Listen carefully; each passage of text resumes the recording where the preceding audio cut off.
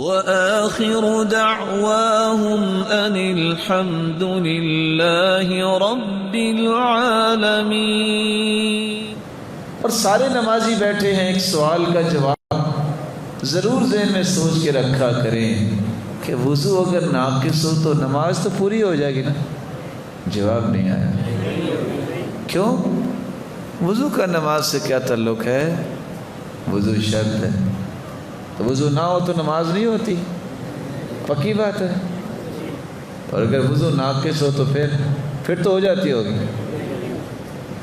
اس کو بیان کیا ہے کہ اللہ کے رسول صلی اللہ علیہ وسلم اپنی داڑھی مبارک کا خلال کیا کرتے تھے اور ساتھ یہ کہتے تھے ہاکذا امرنی ربی، میرے صحابہ میرے رب نے مجھے اسی طرح حکم دیا ہے۔ حکم کس کا ہے؟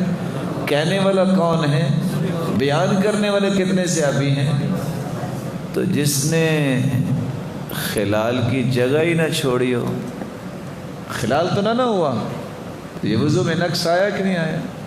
کئی بادشاہ سوچ رہے ہوں گے اچھا جو بچہ ہوتا ہے وہ بھی تو خلال ہی نہیں کرتا، وہ مکلف ہی نہیں ہے، اس کی تو ہوگی ہی نہیں ابھی سے میں جواب دیتا ہوں۔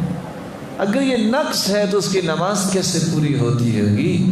میں بڑی منت کے ساتھ اور میں ادب کے ساتھ گزارش کروں گا اپنے ان بھائیوں سے جو بھول گئے اور انہوں نے سنت کی حفاظت نہیں کی، وہ اپنے وضو اور نماز کو بچانے کے لیے ہی اپنی سنت کی، اللہ کے رسول کی سنت کی حفاظت کریں۔